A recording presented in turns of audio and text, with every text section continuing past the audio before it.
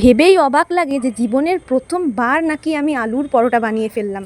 আর আরোই অবাক লাগছে এইটা ভেবে যে জীবনের প্রথমবার আলুর পরোটা বানিয়ে কি করে এত সুস্বাদু হয়ে গেল। বেশি কিছু করতে হয়নি। প্রথমে 2 কাপ ময়দা, অল্প সামান্য আটা নিয়ে নিলাম, অল্প সামান্য নুন এবং 2 টেবিল চামচ পরিমাণ রিফাইন অয়েল দিয়ে দিলাম। দেন তারপর উষ্ণ গরম জল দিয়ে এটিকে মাখতে শুরু করে দিলাম।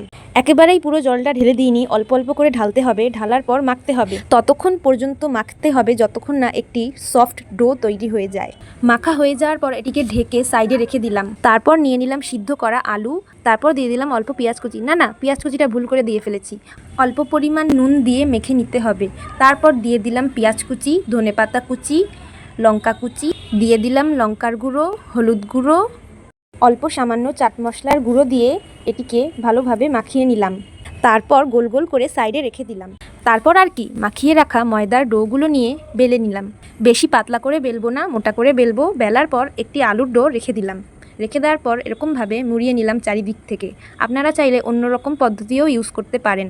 তারপর অল্প সামান্য ময়দা ছড়িয়ে হালকা করে বেলে নেব। বেলে নেওয়ার পর তাওয়ায় দিয়ে হালকা করে পরোটার দুদিক সেঁকে নেব। সেঁকে নেওয়ার পর পরিমাণ মতো রিফাইন অয়েল দিয়ে দিলাম চারিদিকে এবং পরোটার উপরে। তারপর হালকা আঁচে পরোটাগুলি ভালোভাবে ভেজে নিলাম।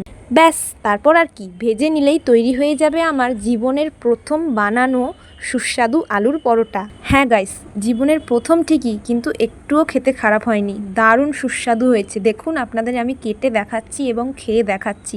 এবার আপনারাও বানিয়ে ফেলুন এবং টেস্টি টেস্টি পরোটার স্বাদ অনুভব করুন। আজকের মতো আসলাম, টাটা।